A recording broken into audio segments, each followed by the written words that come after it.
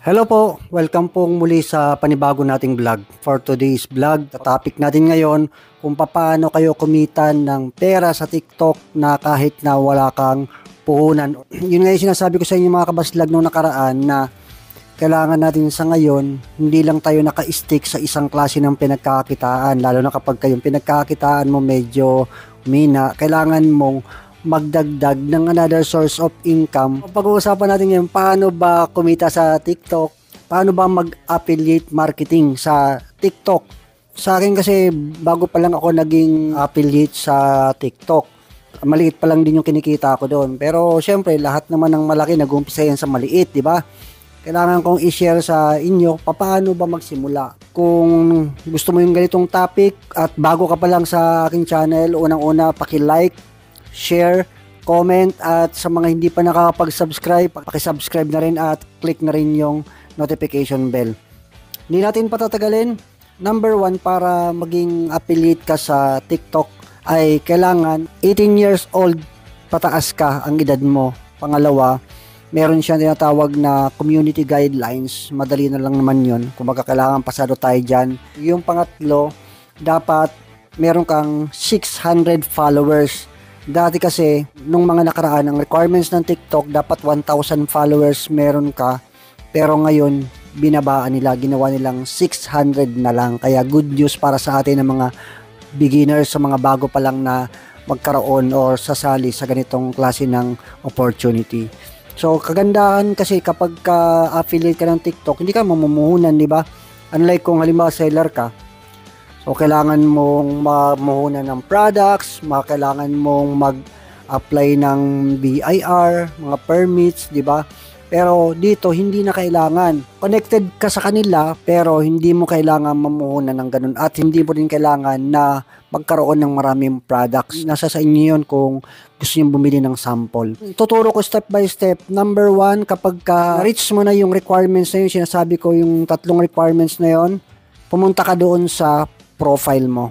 Pagpunta mo sa profile mo, mayroon kang makikita doon na 3 line sa taas. Click mo yung 3 line, then pag kinlik mo yon, lalabas yung TikTok Studio. Huwag niyong pipiliin yung business account kung hindi. Kailangan lang piliin niyo lang creator account. Pero madali na ngayon yung pag-a-affiliate sa TikTok kasi shortcut na. Pagpunta mo dun sa TikTok Studio, makikita mo dun yung TikTok Shop for Creator, then click mo lang yon, then after nun, meron kang makikita doong apply. Pag click mo yung apply, meron doon na mga kailangan na fill upan, mga ilang mga data natin. Then after natin ma-fill upan yon, meron siyang bibigay na option sa atin para ma-identify ni TikTok yung age natin. Sa akin kasi medyo nagkaroon ng problema sa pag-verify ng age kasi parang mahigpit pala si TikTok sa ganoon.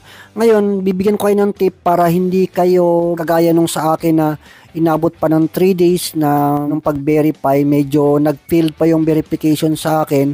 Pagkadating kasi doon, meron 3 option yon. Yung una, yung facial estimation, yung pangalawa, yung credit card, yung pangatlo, yung selfie with ID, with code. So, ang pinili ko nung una, selfie with ID and code. After ko ma-send yung ID ko, kailangan ko pang anuhin yung code na ibibigay nila. Isulat ko dun sa isang typewriting. Then, pag naisulat ko na, pagtatabihin ko yung ID at saka yung code na nakasulat sa typewriting, saka ko ilalapit sa mukha ko, saka ko magsi-selfie. Pag nag-selfie na ako, saka ko isesend sa kanila. After nun, saka i-verify yung age. So, sa akin nangyari, age confirmation failed nangyari sa akin.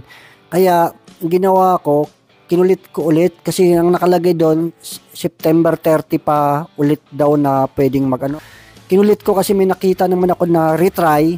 Kinlik ko yung retry. Then, after nun, pinili ko naman yung isa pang option, yung pinakauna, yung facial estimation. Sa facial estimation, guys, yun na yung piliin niyo once na pumasok kayo sa TikTok affiliate, yun ang piliin nyo, yung facial estimation.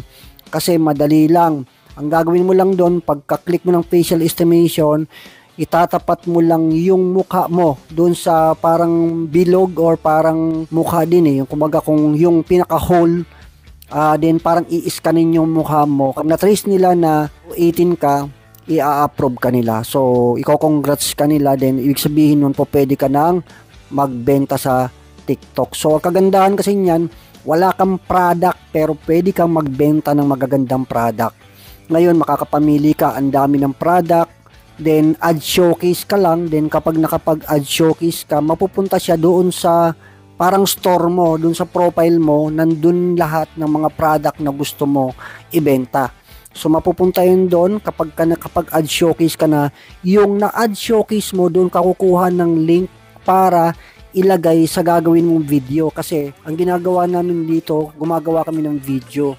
Kapag ka may product ka, halimbawa sa akin, bumibili muna ako ng sample na product. Yung gusto kong product, sa tingin ko, bibenta na product, bumibili ako ng isa. So, nag-start ako yung mga mura lang na products na patok ngayon para pagka dumating dito sa akin, yun ang bibidyohan ko, then i-edit ko siya, then after nun, i-add link ko yung yellow basket para kapag ka nag-click yung customer yung gustong bumili dun sa yellow basket, dun ako magkakaroon ng commission. Sana guys, nakatulong sa inyo at mayroon pa tayong mga susunod na mga vlog.